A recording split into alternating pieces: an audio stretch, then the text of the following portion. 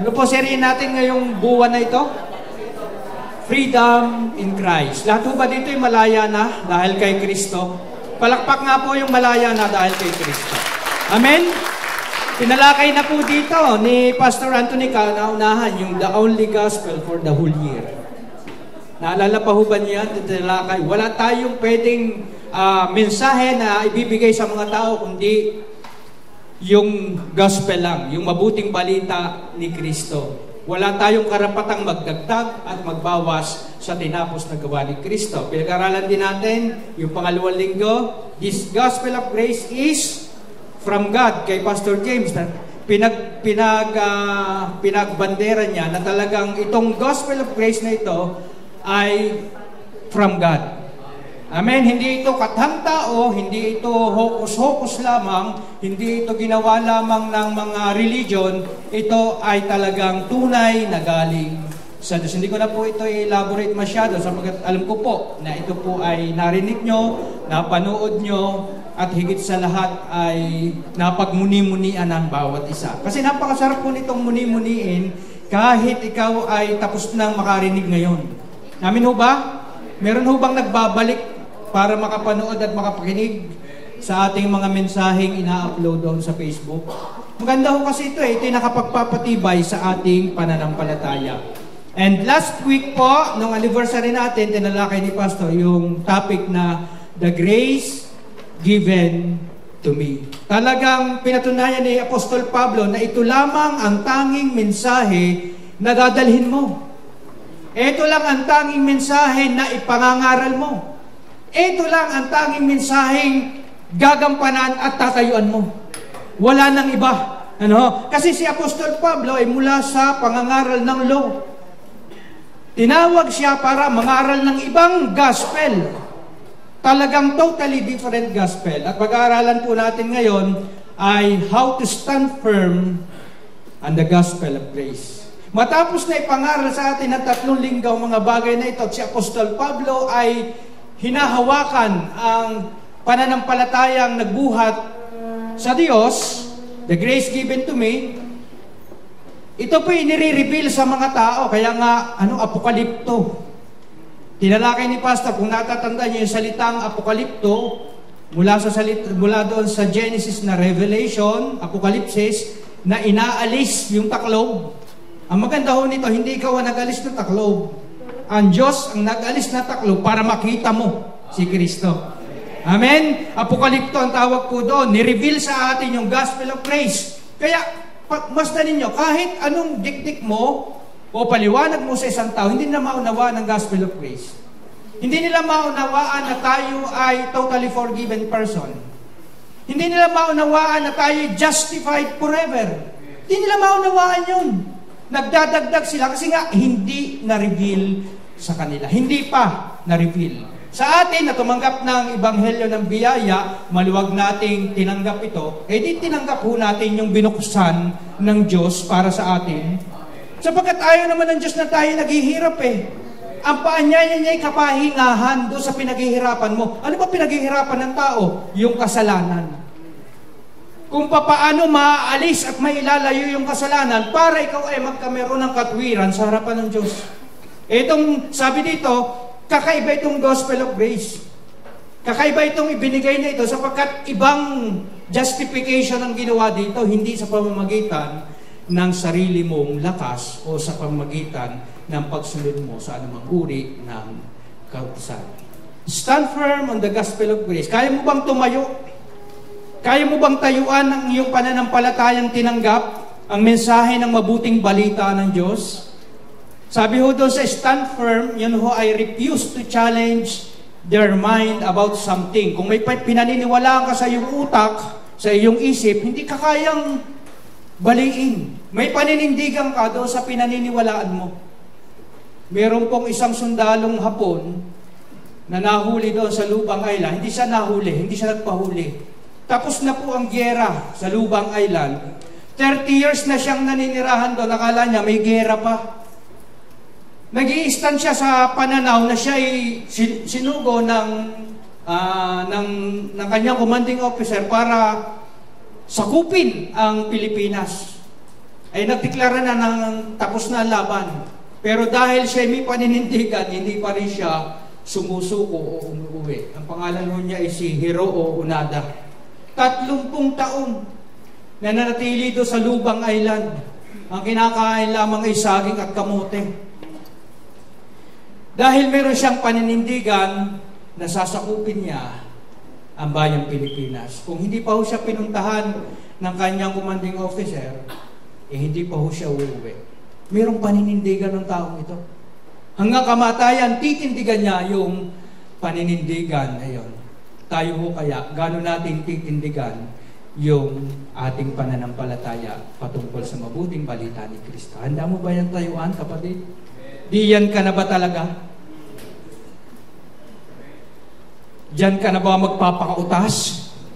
Diyan ka na ba aabuti ng kamatayan? Diyan ka na ba uubanin? Diyan ka na ba, hindi, yan ba'y mananatili na sa puso mo? Kasi ito, tinayuan ng mga apostol. Kahit sila'y putulan ng ulo, kahit lagariin ng pahati, kahit ipakaw ng pabaligtad, hindi nila tinalunan. Hindi sila humiga, hindi sila gumilid. Sila ay nag-stand firm doon sa natanggap nilang mabuting balita patungkol sa kabutihan ng Diyos. Hindi pa nga, sabi nga doon sa salita ng Diyos, hindi pa nga nagbububo ng dugo ang ating patutuo tungkol kay Kristo. Amen? Meron na ho ba ditong na-persecute? Meron na ho ba ditong nasa Middle East, tapos nakulong, tapos naputulan ng ulo? Kapasalamat kayo, narito kayo ngayon, putol ang ulo nyo. Pinuputol ho ang ulo doon. Pag nalaman kang mananampalataya, hindi pwedeng hindi ka, pag mahina ang iyong kapit sa Diyos, ay i-renounce mo ang pagiging Kristiyano mo. Magbabalik ka sa isang pananampalataya, whether it is Islam, whether it is kung ano, kapag hindi matibay ang ating pananampalataya. Sabi sa 1 Thessalonians 2:13, sabi doon, but we ought always to thank God for you, brothers and sisters, who is loved by the Lord, because God chose you as first fruit to be saved, through the sanctifying work of the Spirit and through belief in the truth. Ito pa, He called you to His truth. He called you to His truth, to this through our gospel, the gospel of grace, that you might share in the glory of our Lord Jesus Christ. So verse 15, so then, brothers and sisters, ano naman gagawin nyo matapos nyo matanggap yung ebanghelyong nagligtas sa inyo, yung ebanghelyong makakakita sa glory ni Kristo? So then, brothers and sisters, stand firm and hold fast to the teachings we pass on to you, whether by word of mouth or by letter. Ano namang response ng mga mananampalataya kay Kristo? Stand firm and hold fast. Tindigan mo. Hawakan mong maigting. Huwag kang bibitaw sa mga turo at aral na sinabi sa pamamagitan ng salita, sapagkat noon ay hindi pa totally nasulat ang epistle. Kaya yung transferring, word of mouth pa lang yan, ni Apostol Pablo. I-transfer mo yan. Hanggang sa tayo na ngayon ang bumabasa, meron tayong mga epistle, nababasa natin ang katotohanan na kailangan nating mag-stand firm and hold fast to the teaching we pass on to you, whether by word of mouth or by letter. Kaya po tinatalakay natin ito sapagkat ito pong gospel of grace pwedeng madungisan. In the long run, pwede rin itong mailihis ng mga nagtuturo patungkol sa kautusan. Sapagkat itutuloy po natin dito sa Galatians chapter 2 verse 11 to 21 kung paanong kasisimula pa lamang ng gospel of grace, may gusto na agad maglihis. May gusto na agad magdagdag. May dagdag. Sabi doon sa Galatians chapter 2 verse 11, diretso na po tayo. Galatians 2:11, sabi doon, when Cephas came to Antioch, kung saan ang tao ay laging antok, I oppose him to his face because he stood condemned. Ano? Nung pumunta daw si Pedro, sabi sa Tagalog, ay pumunta sa Antioquia. Kasi nung last part naman, yung mga taga-Antioquia ang umakyat sa Jerusalem. Diba? Diba? Nagturo sila doon ng Gospel of Grace. Tinanggap naman ng mga Hudyo yung patotoo at saka yung testimony ng Gospel of Grace. Pero nung bumaba naman itong si Pedro doon sa Antioquia, anong nangyari ay meron siyang pakikitalimitan doon sa mga hintil na hindi kaiga-igayang tingnan. Kaya sabi doon, when Cephas came to Antioch, I opposed him to his face. Talagang sinansala ika ni Pablo si Pedro. Sabi doon, sinabi ko sa kanya na mali ang kanyang ginagawa. Kaya mo bang gawin yan? Kasi ang una, paano ka makatatayo sa Gospel of Grace, kailangan kaya mong magturo. Meron kang clear illustration. Kaya mong ituro yung iyong natanggap. Kaya mong ituro yung iyong natutunan. Kaya mong ipagtanggol. Ipaliwanag ng, hindi naman yung garapal na, yung talagang makaka-offend ka ng tao. Ito, ako'y naniniwala sa mga taong prangka, sa mga taong direct magsalita, sapagkat wala silang ibang motibo kundi ikaw ay matuto. Mahirap sa tao yung medyo ikaw ay nakikicompromise pa, na parang sasideway ko muna. Hanga din ako doon sa mga taong talagang straightforward. Kaya dito si Pablo, sabi doon mukhaan Hindi dinaan sa Facebook.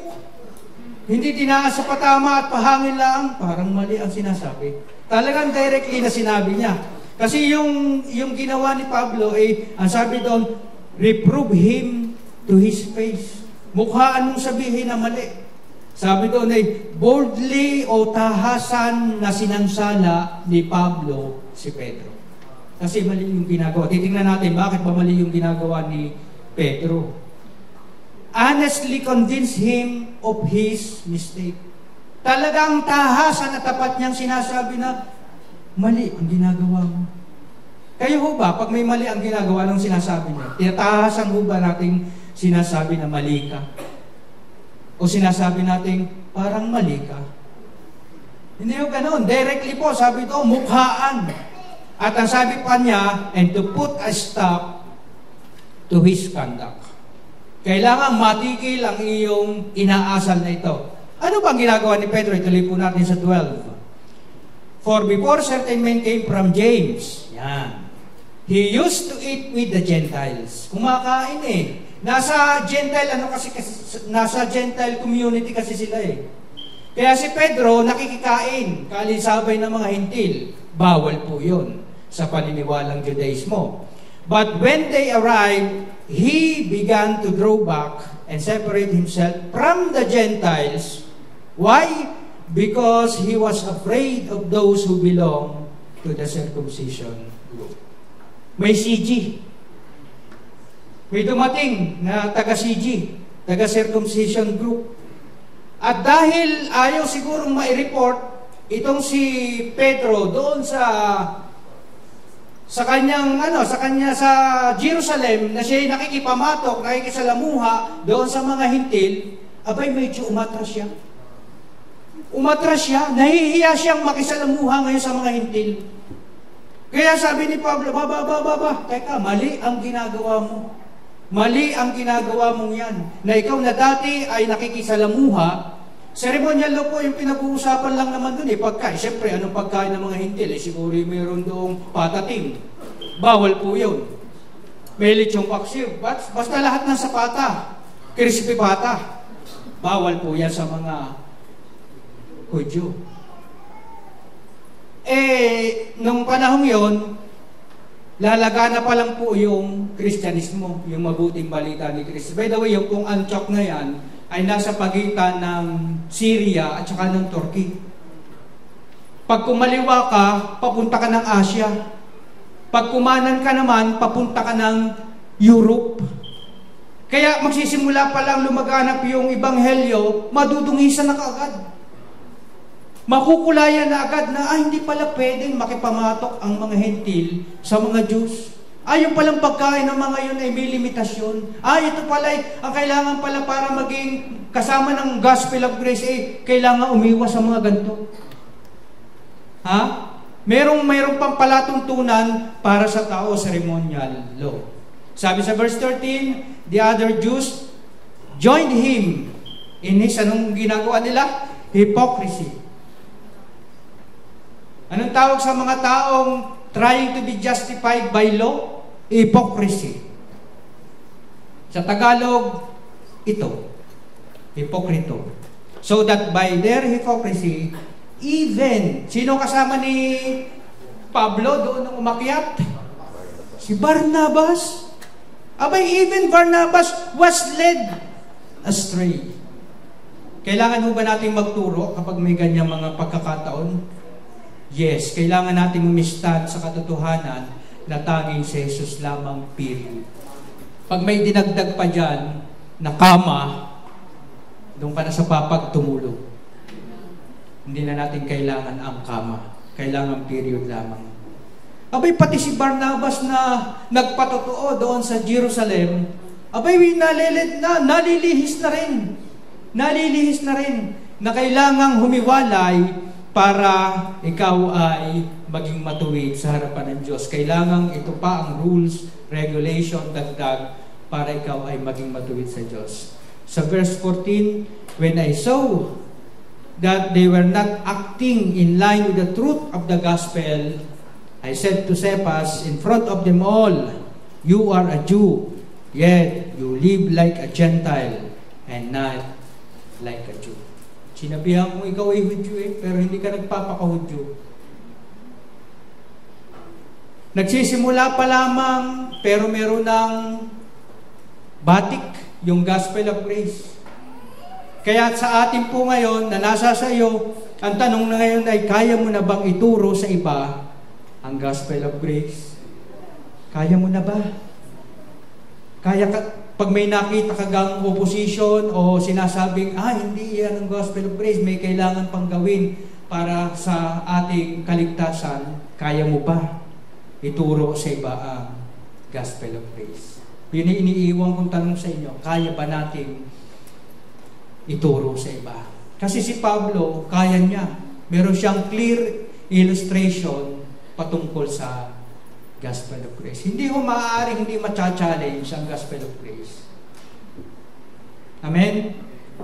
Nagbubuwis ho ng buhay ang iba para sa gospel of grace.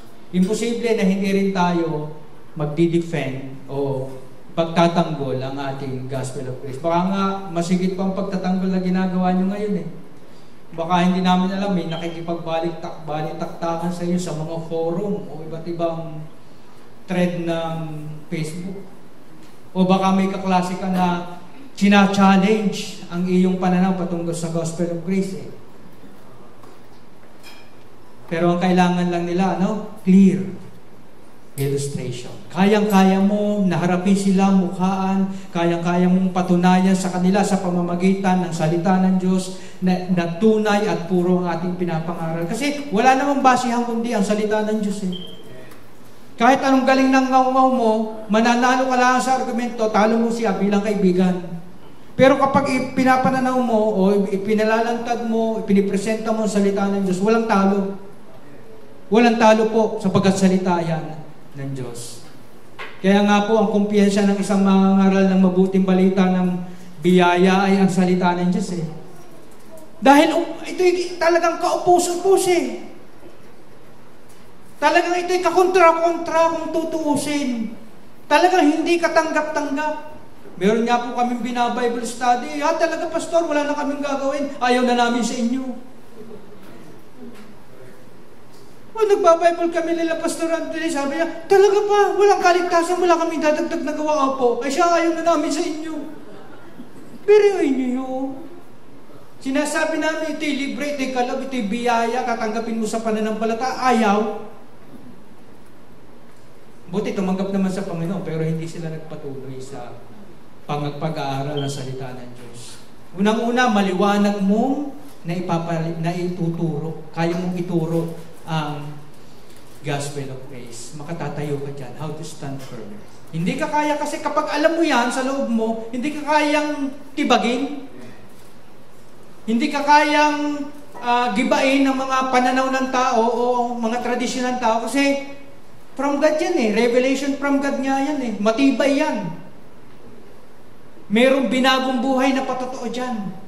Tingnan mo di ka kasama sa grace is from God.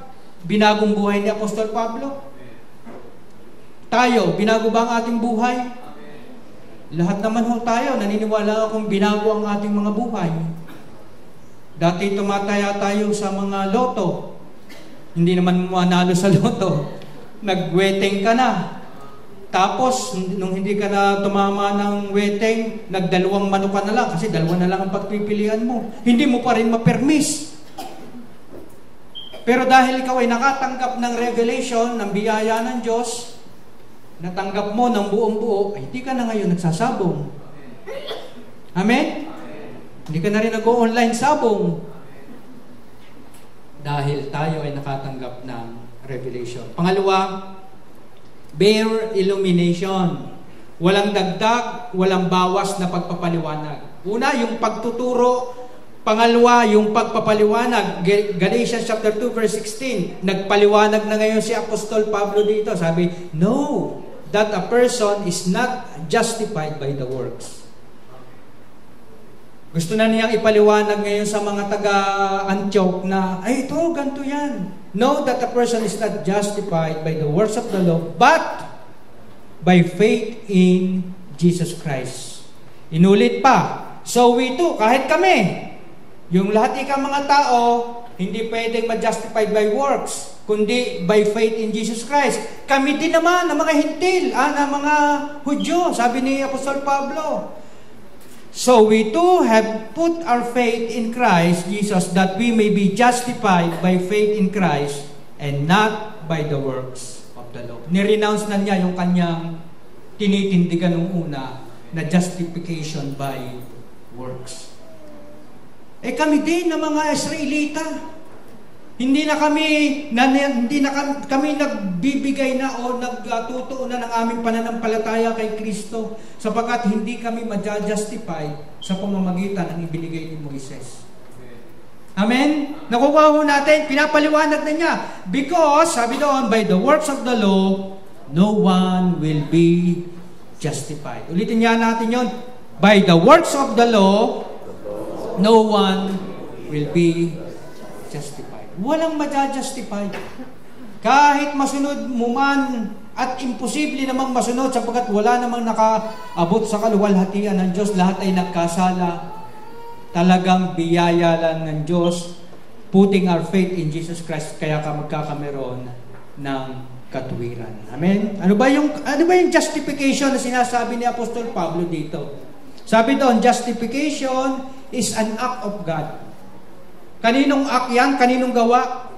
Act of God yan eh. Ang Diyos ang magja-justify sa'yo whereby He pronounced a sinner to be righteous because of that sinner's faith in Christ. Paano daw magja-justify? Base dyan?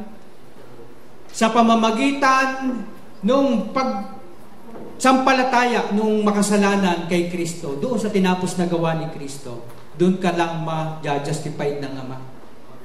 Doon ka palang mapapawalang sala. Doon ka palang mag-aariing ganap ng Diyos. Kaya hindi ito sa pamamagitan ng iyong gawa, kundi sa pamamagitan ng gawa ni Kristo, sa pamamagitan ng ating pananampalataya sa Kanya. Amen? Paano nangyari ang justification sa atin? Yung sinasabi ni Apostol Pablo. Kasi nalalabuan itong mga taga-Antioch na laging antok. Ano? Paano nangyari yung justification? Romans 3:23, since all have sinned and continue to fall short of God's glory. Tingnan nyo ha, ang kahabag-habag na kalagayan ng tao. Since all have sinned. Lahat ba ay nagkasala? Yes. Lahat ay nagkasala. At patuloy na nagiging kapos sa kaluwalhatian ng Diyos. May pag-asa ba pag laging kapos? May pag-asa bang ikay mapagpala ng Diyos pag ikay laging kapos? Wala eh. Pero maganda nito, may verse 24. By His grace, They are justified, what? Freely.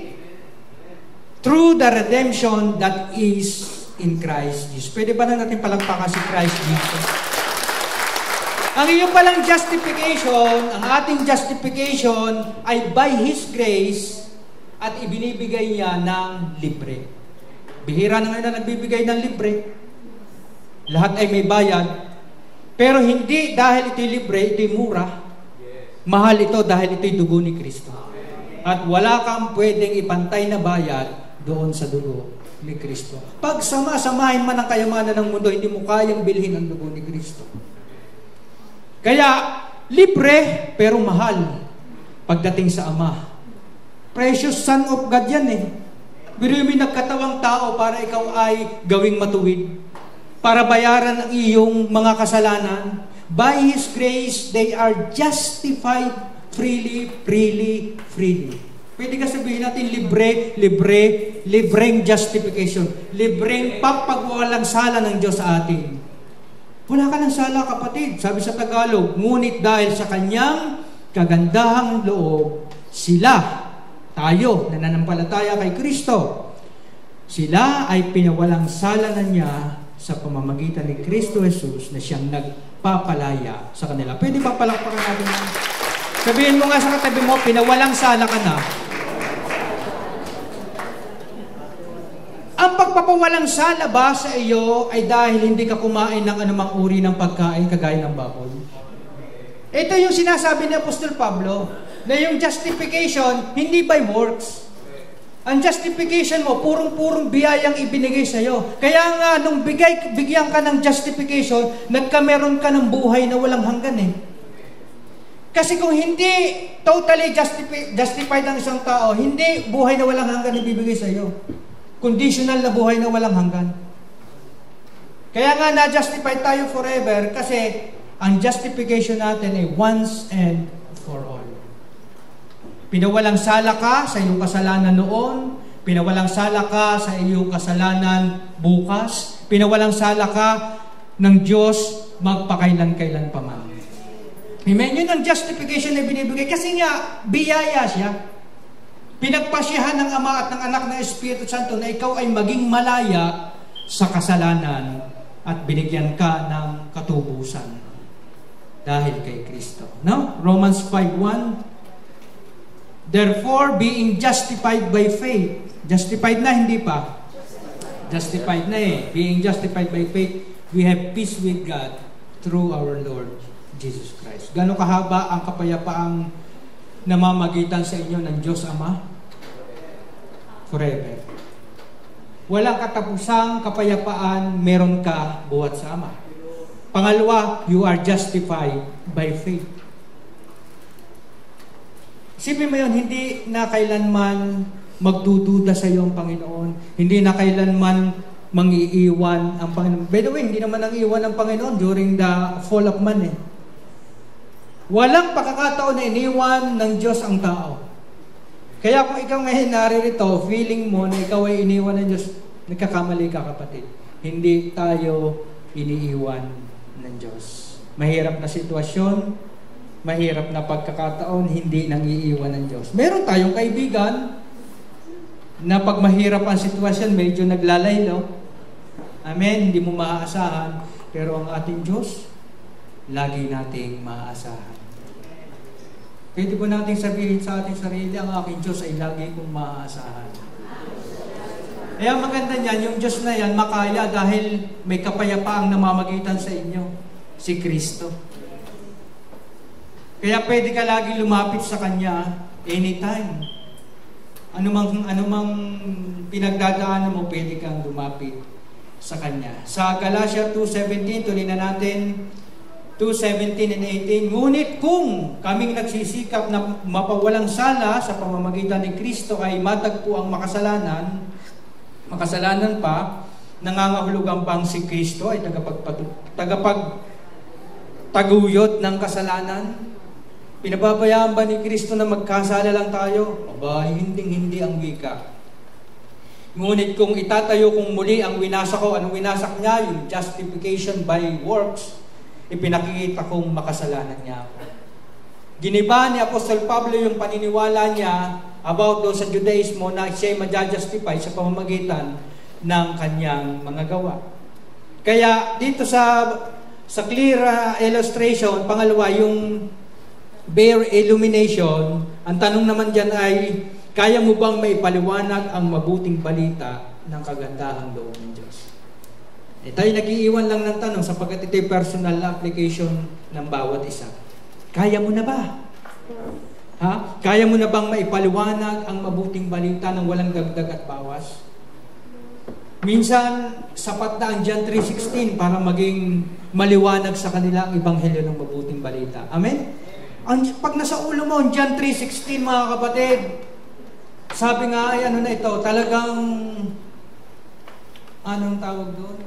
Pera na ito, o ano na to, laman na ito.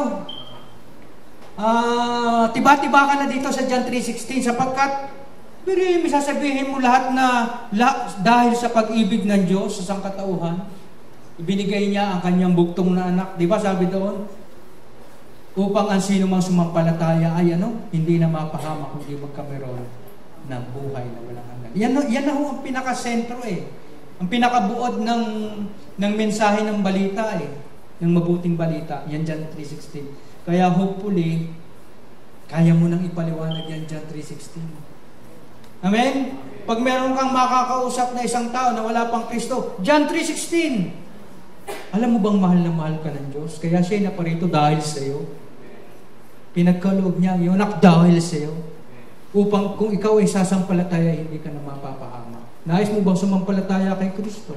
Na siyang nagbayad ng ating mga kasalanan? O, di ba't yun tinanggap mo na si Kristo bilang Panginoon at tagapagligtas? Plain and simple. John 3:16. Amen? Kaya ba nating ipaliwanag ang mabuting balita ng kagandahan loob ng Diyos? Sana hindi lamang kaya, willing pa tayo. Intentionally, kahit intentionally or passive man, the way na tayo nagpipreach o nangangaral, ipinapangaral natin si Kristo. Kahit nakaupo ka sa aeroplano, kahit nagtatravel ka sa barko, nai-share mo, naipapaliwanag mo yung gospel of grace. How to stand firm on the gospel of grace? Bare illumination. Plain and simple. Walang dagdag, walang bawas. Amen? And number 3, last. How to stand firm in the gospel of grace? Meron kang final implication. Si Pablo ay gumawa na ng final implication. Meron na siyang conclusion. Meron na siyang nais ipahiwatig sa mga taga-Antioquia. Anong nais niyang ipahiwatig sa verse 19? For through the law, pinaliwanag na niya, for through the law, I died to the law so that I might live for God. Mahalaga din po sa isang Kristiyano, kagaya natin, meron tayong final implication, meron tayong conclusion na ibibigay, pagdating sa kautusan, I died to the law. Kasi pag binaliktad mo yan, dati, ikaw yan. Buhay ka sa kautusan, pero patay ka naman sa Diyos. Si Apostol Pablo, nabaliktad, I died to the law so that I might live for God. Ganun din tayo, namatay na tayo sa kautusan. In fact, wala nga tayong kautusan, pero tayo may mga kautusang sarili natin sa ating mga sarili para tayo maging matuwid at maging karapat-dapat lagi sa harap ng Panginoon. Mas madami pa nga tayong kautusang nailagay sapagkat ilang gobyerno ba ng pamahalaan na sumakop sa atin, kanya-kanyang panuntunan. May paniniwala tayong animismo, na kailangang maliligo ka lamang pag hindi bilog ang buwan. I mean to say, maliligo lamang ang isang tao kapag bilog ang buwan. Pag yung quarterly, bawal daw maligo. Kasi tagtunaw yun. O biruin nyo yun sa dami ng pananaw na yun para ikaw ipagpalain, para ikaw ay maging blessed. Kasama pati buwan at bituin, tayo ng buwan, tayo ng bituin. Pero nakalimutan ng mga tao yung gumawa ng buwan at ng bituin. Amen? Na siyang nagpapala. Umasa na lang sa baraha, horoscope, kulay ng damit. Si pastor nakakulay pula, iba-iba naman. Di ba? Meron siyang final implication. Sa verse 20, ano pa? I have been crucified with Christ. Ang ganda ho nito, and I no longer live, but Christ lives in me. Ito yung pag ninamnam mo lamang, makikita mo na, saan ba galing yung I have been crucified with Christ? Doon, sa through the law I died. Sunod-sunod ho yan, the life I now live in the body, I live by faith in the Son of God, who loved me and gave Himself for me. Anong implikasyon yan? Kasama na akong napako sa krus eh. At kasama doon sa krus, yung mga record ng utang, pagkakautang ko sa Diyos. Kasama na rin doon yung mga hindi ko nagampan ng mga gagawin ko sana. Kasama na lahat doon eh. Sabi doon, I do not set aside the grace of God. Sabi doon, for if righteousness could be gained through the law, Christ died for nothing. Unahin muna natin yung but Christ lives in me. Paano makakapanirahan si Kristo sa iyo kung hindi ka pa justified forever? Tanong lang po yun. Paano makapaninirahan sa iyo si Kristo ng habang buhay kung hindi ka justified, kung hindi ka pinawalan sala forever? Kung yung gagawin mong kasalanan bukas ay maka-apekto ng iyong justification, hindi pa kapaninirahan sa Yesu Kristo. Sapagkat hindi naman nagsasama ang dilim at ang liwanag. Amen? Pero ginustified ka freely. Kung titingnan natin doon sa mga verse na pinag-aralan natin. At yung freely na yon ay pang walang hanggan. Kaya ikaw ay justified forever. Sabi doon, kaya si Kristo naman ay nakapamumuhay sa iyo ng walang hanggan. Kaya nga wala na kayong separation eh. Kaya nga ang pangako ni Kristo eh, I will never leave you, nor forsake you eh. Wala nang makapaghihiwalay sa akin kay Kristo eh. Tama ho ba yun? Kasi ginustify tayo, pinawalang sala tayo, magpawalang hanggan. Kaya yung buhay na nasa akin ngayon, the life I now live in the body, I live by faith in the Son of God who loved me and gave Himself for me. Nasaan na yung kasalanan mo? Nasaan na yung record? Colossians 2:13. Nasaan na yung record ng iyong utang? Nasaan na yung kabayaran ng iyong kasalanan? Pinawi na doon sa krus. Pwede ba natin palakpakan ang ginawa ni Kristo? Pinawi na ni Kristo ang iyong mga record ng utang. Wala ka ng record ng utang. Bukas wala ka pa ring record. Forever na wala kang record. Pero hindi ho natin sinasabing magkasala ka. Kundi sa pamamagitan ng dugo na bayaran na yan. Kung maaari ngay wag na magkasala. Undangan na nga lamang tayo nabubuhay sa isang mundong bumagsak. Pati katawan natin ay bumagsak. Nagkakasipon, nagkakaubo, nagkakameron ng balakubak. Bumagsak ho eh. Pero kung tutuusin, sabi nga ni Kristo, ibig ba sabihin kapag nagkakasala ang isang tao, pinahihintulutan o pinapayagan? Hindi. Ayaw ng Diyos na ito'y magkakasala. Pero yung kabayaran ng kasalanan ay kasamang pinawi. Wipe out. Pag sinabing wipe out, pawing-pawi. Abay, merong mga taong hindi pa kayang pawiin. Pag sariling damdamin ang pinagbasihan, pag may nagawang kasalanan, bati na ba tayo? Oo. Pero pag naulit-uli yung isang circumstances sa buhay niya na, ginawa mo naman to dati, yan na naman. Naaalala pa rin yung mga ginawang mali sa kanya. Itong wipe out, talagang pagkatapos namatay ni Kristo, siya huy inilibing. Kaya yung record mo kasama na rin nalibing. Kung kaya mong hukayin yung pagkakalibing ni Kristo na hanggang ngayon ay hindi naman makita, hindi hanapin mo yung record ng sin mo, wala. We are justified forever. Amen? Pinawalang sala ka, magpawalang hanggan. Kaya nakapaninirahan sa atin si Kristo. I do not set aside the grace of God, sabi sa verse 21, hindi ko naman ikaw pinawawalang kabuluhan ang biyaya ng Diyos na aking natanggap. For if righteousness could be gained through the law, Christ died for nothing. Kung makukuha ko lang ito sa pagsunod, sa pagpipinitensya, sa pagparada, sa Quiapo, walang kabuluhan ang kamatayan ni Kristo. Ay kaya ko naman pala.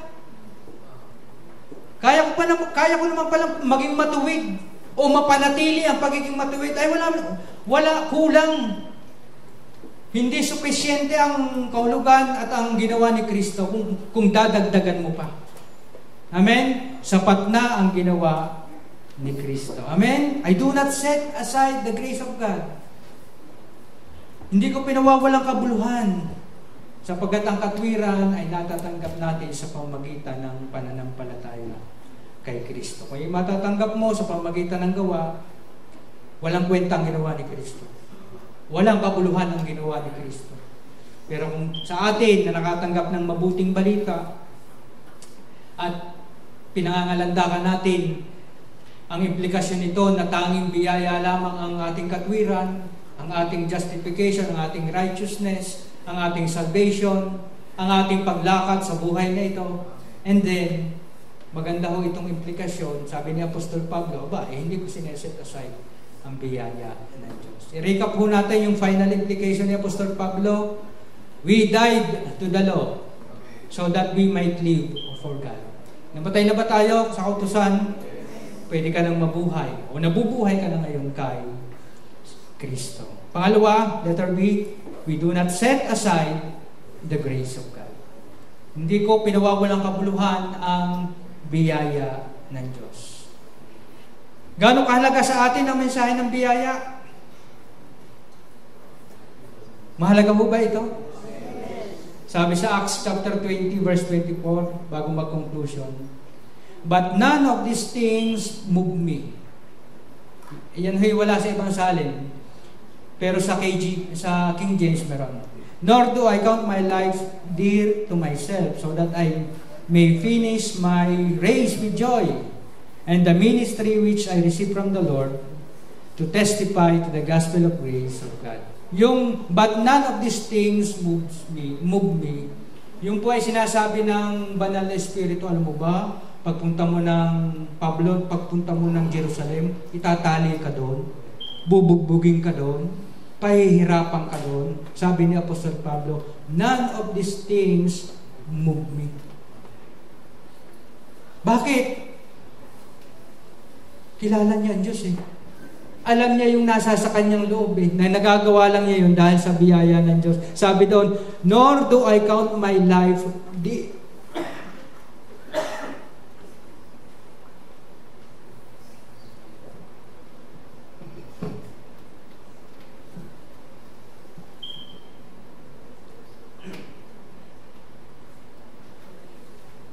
Sabi doon, nasa na? Nor do I count my life dear to myself.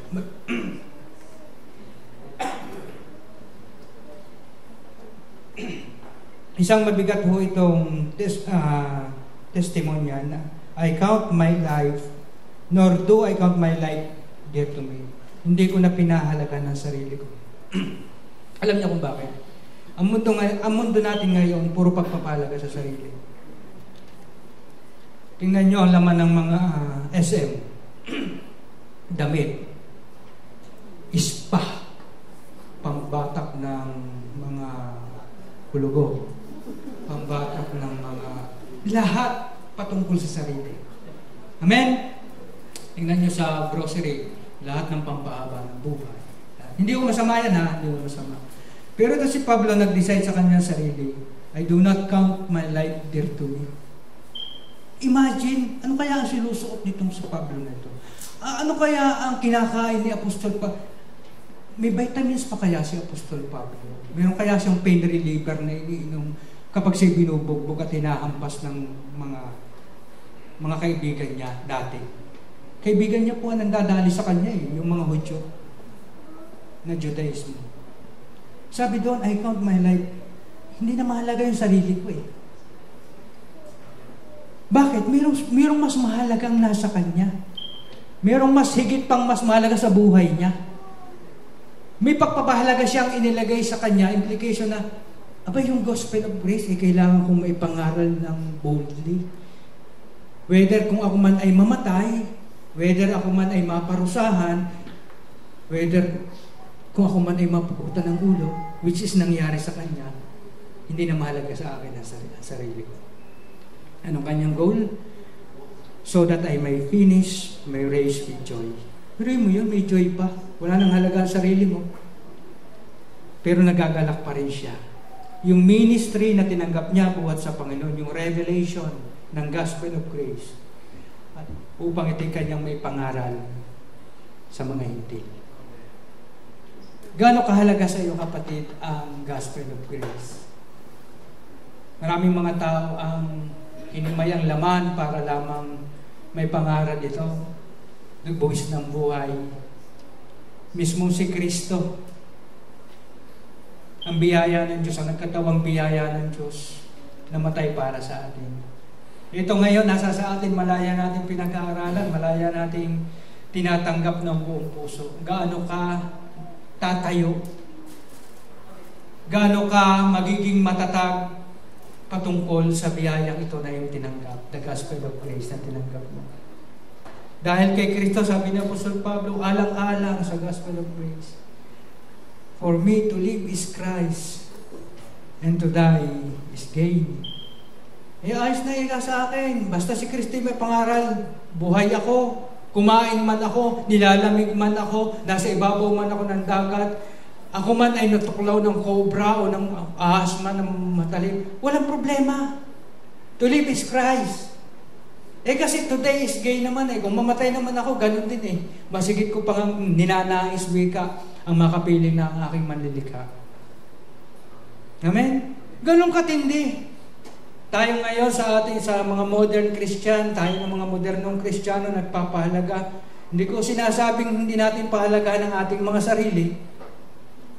Pero gano'n ka timbang ang mabuting mensahe ng biyaya sa iyo? Kaya mo ba yung ipaliwanag? Kaya mo ba yung ituro? Kaya mo ba yung tayuan na talagang hindi ka matitinag na kahit ikaw ay mawala ang buhay, naka-stand ka sa gospel of grace? Amen? Napakasarap mo ng biyaya ng Diyos, ang tumatahan sa biyaya ng Diyos. Amen? Pinalalakas tayo, pag nagkukulang tayo, pinupunuan tayo ng Diyos. Pinakamahalaga kasama ho natin ang Diyos. Dahil kay Kristo, alang-alang kay Kristo, magagawa ko ang lahat ng bagay. Ano ho ating takeaway? Because of Christ, sabay-sabay po natin, because of Christ, I can stand firm on the gospel of grace. Dahil kay Kristo, makatatayo tayo sa biyaya ng Panginoon, sa pangangaral ng biyaya ng Diyos. Amen? Tayo'y manalangin. Ama, nagpapasalamat po kami sa mensaheng nakarating sa amin, Panginoon. Puro, bagamat may mga taong naglalagay ng kulay dito, pwede kaming mag-stand, pwede kaming tumayo, pwede namin tindigan, pwede kaming makapagturo, pwede kaming makapagpaliwanag, hindi kami mahihiyang magbigay ng conclusion na talagang sa biyaya mo lamang kami napawalan sana, aming Panginoon. Nagpapasalamat po kami sapagkat kayo ang Diyos na sumasama sa amin sa mga bagay na ito.